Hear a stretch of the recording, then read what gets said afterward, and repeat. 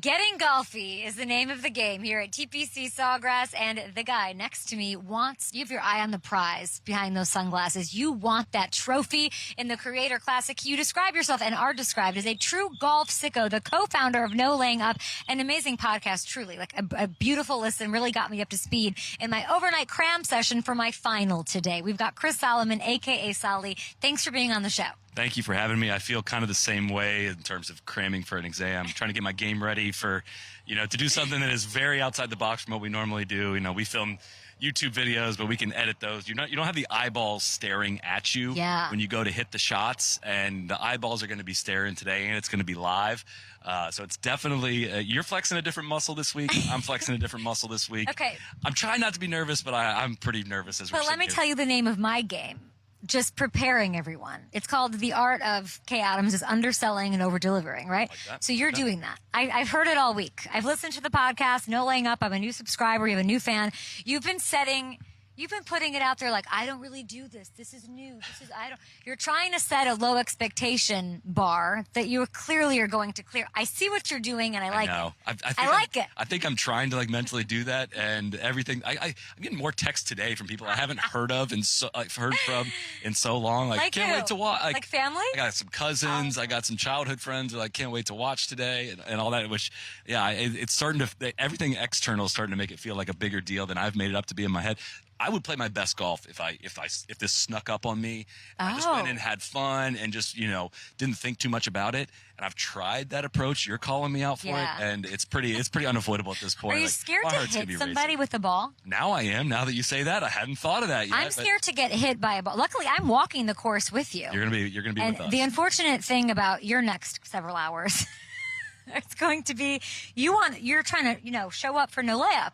Your fans, your community, while I will be like, Soly, what is this? Like, what does this mean? What is pour? How do I? You can ask me whatever you want. And then I'll say, what's the history of the Pete Dye of all this, and this part of the architecture and the layers vertically, and what he's trying to accomplish to deceive the human eye. You're going to get all of that. That's pretty good. If you want to answer that question, and Pete Dye he plays tricks on your mind. So this golf course is hard, but it also looks harder to your eye than it actually plays. And he does a little bit of tricks, and that's what when you talk about golf sicko stuff, I really enjoy that part of it, to say, he will make the beginning part of the fairway a little narrower than the part where you're actually going to land it. So your eye, you look up and you say, where is the fairway? Psych yourself out, and the rest is history. So and then you've got a little gnat chirping in your ear, Soly, for this next foreseeable time. I'm walking with you. Paige Sporanic's involved. Dan Rappaport's involved. And I like what you're saying about this golf course. Everything, Ricky Fowler, great new podcast episode about all things Ricky Fowler, the perception, the moment, the 10-year anniversary. Guys, download No Layup.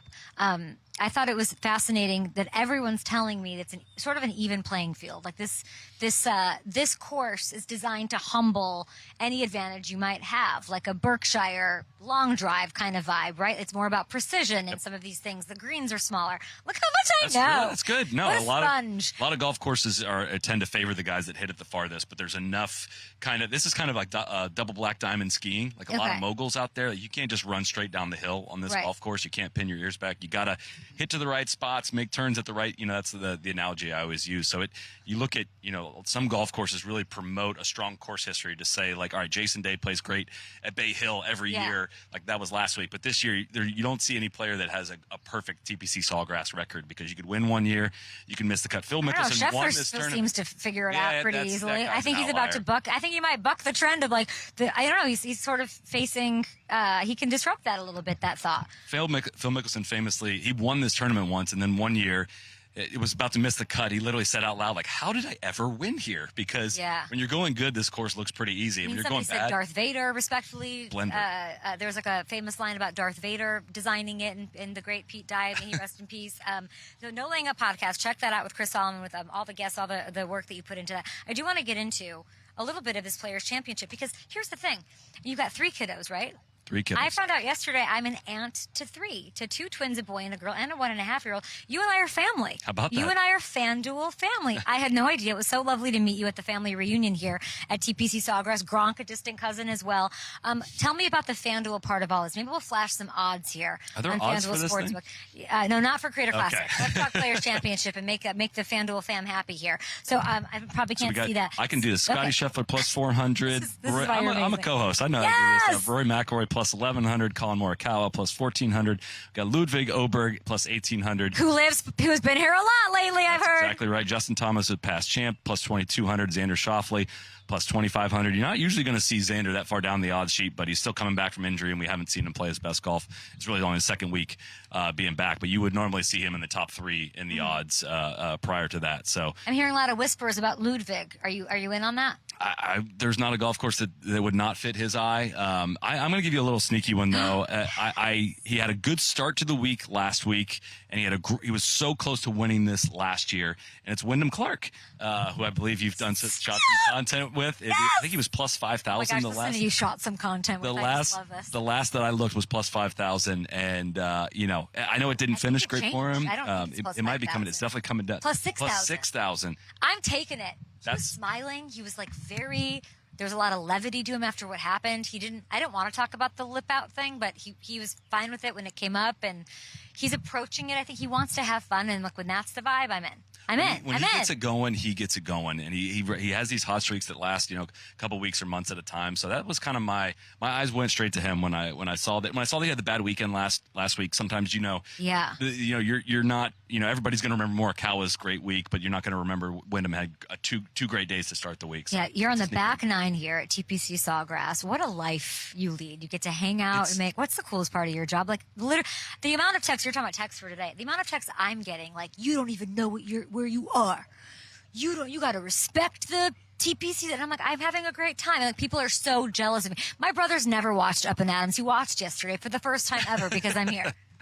I mean, this is pretty far up there of the coolest things you get to do, because you go to a golf tournament. I go to a lot of golf tournaments, and like the golf course is always in pristine shape, and all you want to do if you're a golfer is like, I would dream of playing this course right now.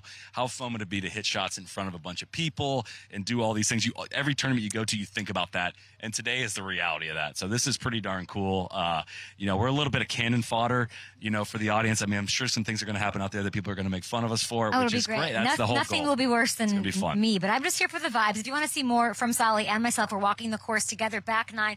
I feel like I need scuba gear. It's like Waterworld back there. Shout out to Kevin Costner, who I love. We will be back from Los Angeles next week. Please, Soly, it's me, you, Gabby Golfer, who's been in the gym, I heard, by the way. And we've got Roger Steele, who wants you to clean those wedges. I eat potato wedges. He cleans his wedges. That's what this is all about. Please tune in to the Creator Classic. We're teeing off at 4:15. All the action gets started on YouTube at 4:15 Eastern.